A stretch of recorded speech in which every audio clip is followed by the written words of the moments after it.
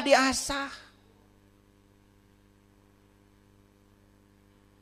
Kan itu karbon sebetulnya. Dulunya itu adalah karbon, arang sebetulnya. Arang yang madat, yang memadat. Diasah lama-kelamaan jadi berkilau. Sekarang saya kasih tahu. Di rumah punya asahan tidak? Sudah tahu bentuknya? Tuh. Pasanganmu asahan.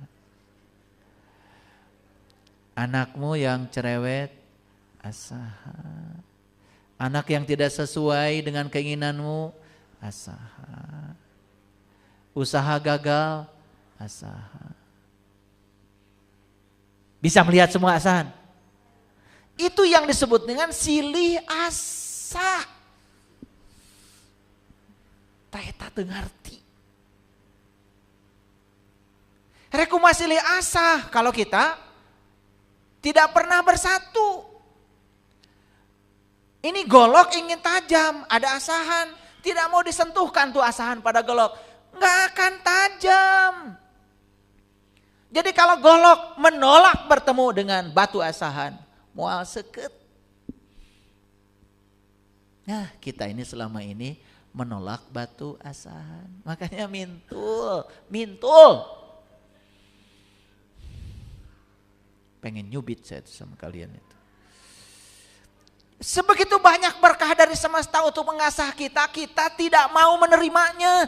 Kehadiran batu asahan itu, apa yang terjadi? Mintul. Dari dulu gitu-gitu aja hidup.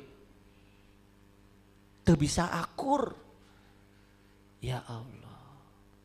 Rek akur jeung nu salemur kumaha.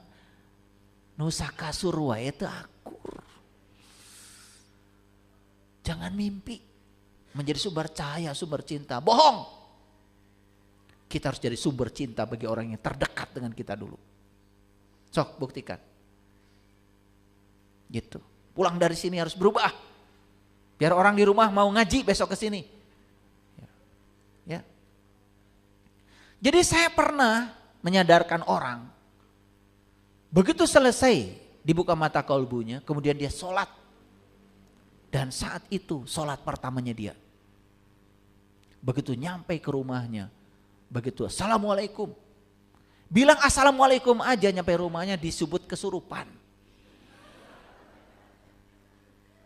Begitu assalamualaikum buka pintu, Allahu Akbar, sholat itu di pintu, nggak tahu ngadapnya kemana, pokoknya Allahu Akbar, wah langsung ribut, eta kasurupan tentu, goreng ko gorengna digorengkan, alus ko alusna digorengkan, betul apa tidak?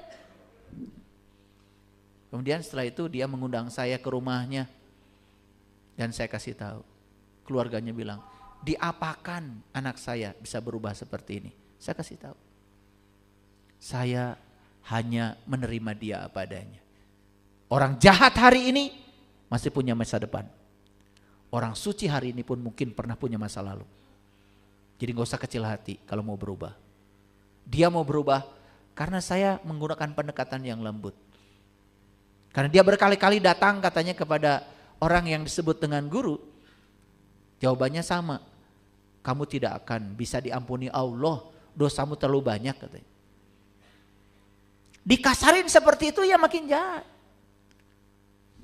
Saya cuma bilang, Allah itu Maha Pengampun dan Allah akan mengampuni seburuk apapun kita kalau kita mau berubah.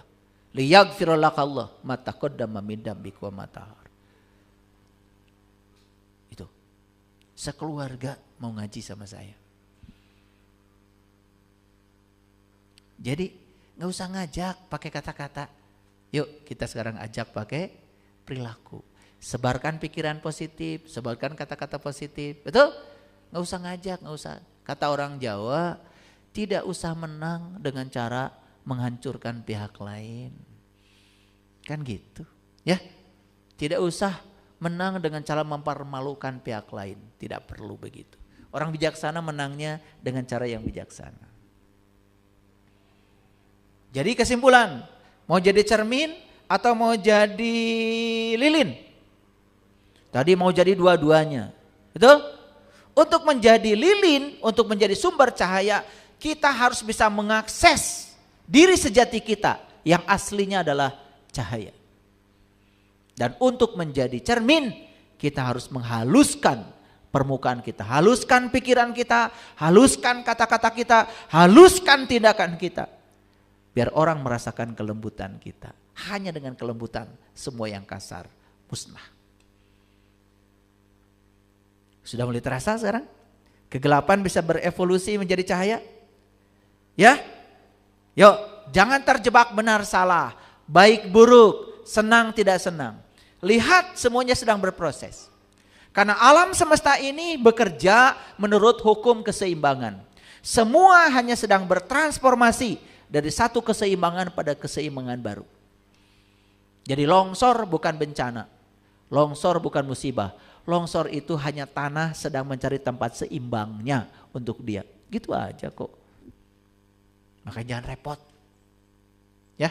Gempa bukan bencana, gempa bukan musibah. Gempa itu karena ada energi yang terakumulasi di bumi, dia sedang mencari untuk menyalurkan energinya. Jadi dengan disalurkan energinya, justru jadi bagus.